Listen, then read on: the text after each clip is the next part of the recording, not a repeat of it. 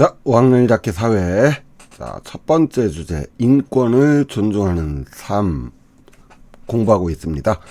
자, 우리는 교과서 94쪽에서 97쪽을 가지고 공부할 거고요. 오늘 배울 내용은 인권 신장을 위해 노력했던 옛사람들을 알아보고 그들의 활동을 살펴봅니다 했는데, 옛사람들이라고 말하기는 좀 그렇고요. 그냥 사람들 이렇게 해도 될 것 같아요. 어쨌든 이번 시간에 배울 내용, 인권 신장을 위해 노력한 사람들이 어떤 사람들이 있는지 알아보겠습니다.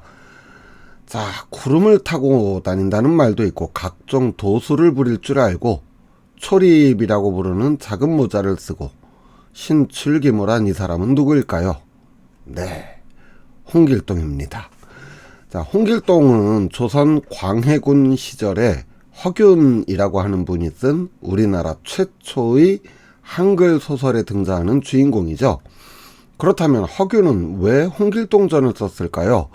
엄격한 신분 사회였던 조선은 부모의 신분을 자식이 물려받았습니다. 양반의 아들로 태어났다면 태어나면서부터 양반이 되고 글 공부를 통해 과거 시험을 보고 벼슬을 할 수 있었죠. 그런데 양반 중에는 아내가 있어도 첩이라고 해서 별도의 부인을 두기도 했는데요. 이 첩이 낳은 아들은 비록 양반의 아들이라 할지라도 서자라고 해서 반쪽짜리 양반 취급을 받았을 뿐만 아니라 글 공부를 할 수는 있지만 과거 시험을 볼 수는 없었습니다.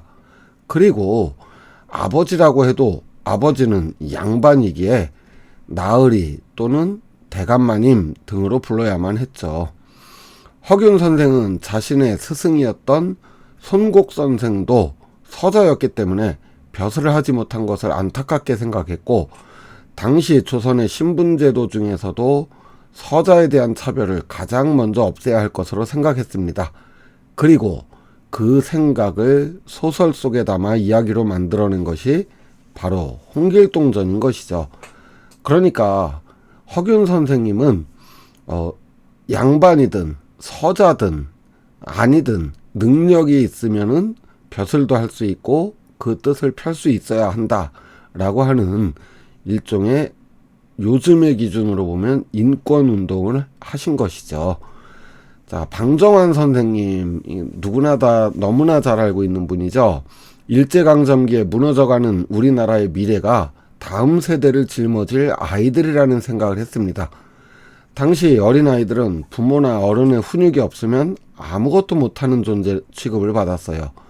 방정환 선생님은 아이들을 위한 잡지가 필요하다라고 하는 생각에 우리나라 최초의 어린이 잡지 어린이를 창간하게 됩니다. 이 잡지의 이름에서 어린이라는 말이 생겨난 거예요.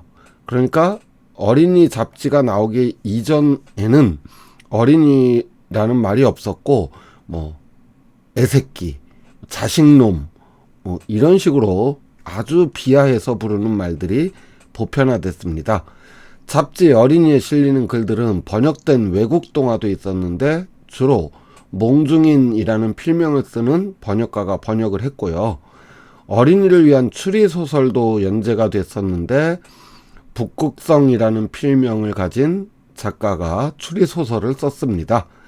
그리고 아이들이 재밌어 할 만한 개그, 유머 이런 것들을 실은 깔깔박사라는 필명을 가진 유머 작가가 또 재밌는 이야기들을 싣기도 했었죠. 자, 그런데 일제강점기에 방정환 선생님은 어떻게 어린이를 위해서 글을 쓰는 작가들을 모을 수 있었을까요? 자, 사실 쉽지는 않았습니다. 그래서 이런 모든 몽중인, 깔깔박사, 북극성 등의 필명은 방정환 선생님이었어요. 어린이를 위한 글을 쓸 작가가 절대적으로 부족한 상황에서 방정환 선생님은 다양한 필체와 다양한 장르의 어린이를 위한 글을 쓰면서 여러 작가들이 참여한 것처럼 약 30여 개, 39개의 필명을 썼다고 해요. 30여 개의 필명을 사용해서 글을 쓰고 일부러 필명을 재밌는 이름으로 지어 잡지를 읽는 어린이들로 하여금 북극성 작가는 누굴까 막 이런 생각을 가지도록 했던 겁니다. 테레사 수녀님입니다. 마더 테레사라고도 불려요. 가난하고 아픈 사람들을 위해 평생을 바쳤고 전 세계를 돌며 가난한 사람들을 돕는데 헌신하신 분입니다. 이런 테레사 수녀님의 헌신과 노력이 노벨 평화상뿐만 아니라 많은 국가와 단체로부터 상을 받았는데, 상을 받게 되었다는 소식을 들을 때마다 테레사 수녀님은 상금이 얼마인지 관심을 가졌고요. 상금이 많을수록 굉장히 좋아했다고 해요. 왜 그런가 하니 받은 상금을 모두 가난한 사람들을 돕는데 사용하느라고 그랬다고 합니다. 정말 대단하신 분이죠. 이 대단하신 테레사 수녀님의 연설을 한번 들어보도록 하겠습니다. I personally am most unworthy, but I brought a girl child from the street, and I could see in the face of the child that the child was hungry. God knows how many days they had not eaten. So I gave her a piece of bread, and the little one started eating the bread crumb by crumb, and I said to the child, eat the bread, eat the bread. And she looked at me and said, I'm afraid to eat the bread because I'm afraid when it is finished, I will be hungry again. This is a reality. Maybe we are not hungry for a piece of bread, but maybe there is somebody there in the family who is unwanted, unloved, uncared, forgotten, that they are somebody to us, that they too have been created by the same loving hand of God, to love and to be loved. There is love. And love to be true has to hurt. Our poor people are great people, are very lovable people.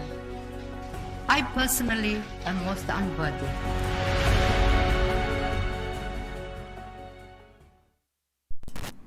자, 테레사 수녀님의 연설, 정말 진심이 느껴지는 감동적인 연설이죠. 자, 미국의 마르틴 루터 킹 목사님입니다. 자, 미국의 흑인 목사였어요. 미국은 남북전쟁에서 노예제도를 반대하는 북부가 승리를 하면서 공식적으로는 노예제도가 사라졌습니다. 하지만 남부에서는 합법적으로 백인만이 이용할 수 있는 공공시설이나 가게들이 생기게 되었고, 심지어는 대중교통에서 백인 전용석과 흑인 전용석을 구분하기도 하였습니다. 그러다가 사건이 하나 터지는데요. 버스 안에서 백인에게 양보를 하지 않았다는 이유로 흑인 여성이 경찰에게 체포가 된 것입니다. 이에 킹 목사님은 이런 부당한 인종차별의 부당함을 알리면서 평화적인 방법으로 저항을 하면서 많은 사람들의 공감을 이끌어내고 흑인 인권 운동을 위해 앞장서게 되었습니다. 자, 이 외에도 다양한 방면에서 인권을 위해 노력한 사람들이 정말 많이 있습니다. 여러분들도 한번 찾아보면 좋겠어요. 뭐 전태일이라든지 헬렌 켈러, 왕가리 마타이, 넬슨 만델라 등 정말 많은 사람들이 인권을 위해서 많은 활동들을 했었는데요. 아마 인터넷을 이용하면 쉽게 찾을 수 있을 거예요. 인권을 위해 노력한 사람들을 찾아서 어떤 활동을 했는지 간단하게 소개하는 내용을 적어보도록 하세요. 뭐 배운 공책에 적어놓으면 좋겠어요. 자, 교과서 97쪽 탐구활동 볼게요. 4명의 인권상 후보자가 올라와 있고 어떤 활동을 했는지가 나오고 있습니다. 자, 첫 번째 후보자 박소망 씨는 매년 장애인들의 눈과 발이 되어 장애인 마라톤을 함께 뛰는 굉장히 훌륭한 활동을 하고 계시네요. 그런가 하면 김대한 씨는 가난하고 외로운 분들을 위해 무료급식소를 운영하고 있습니다. 또 초등학생 황민국 군은 자신의 용돈을 조금씩 모아 매달 불우유 떡기 성금으로 쓰고도 있고요. 가수 이사랑 씨는 병원 환자들을 위해 매주 무료 음악 공연 활동을 하고 있다고 합니다. 여러분들이 만일 인권상 후보를 추천해야 하는 추천위원이라면 누구를 추천할지 교과서에 한번 써보고 그 이유도 간단하게 여백에 적었으면 좋겠습니다. 4명 모두 훌륭한 인권운동이라고 할 수 있는데요. 그 중에서 한 명에게 상을 준다면 나는 이런 이유로 누구에게 주겠습니다. 이렇게 하면 될 것 같아요.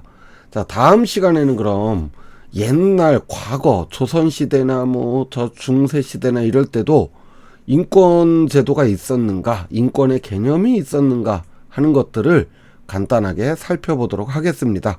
오늘 수업 여기서 마칠게요. 수고하셨습니다. 안녕.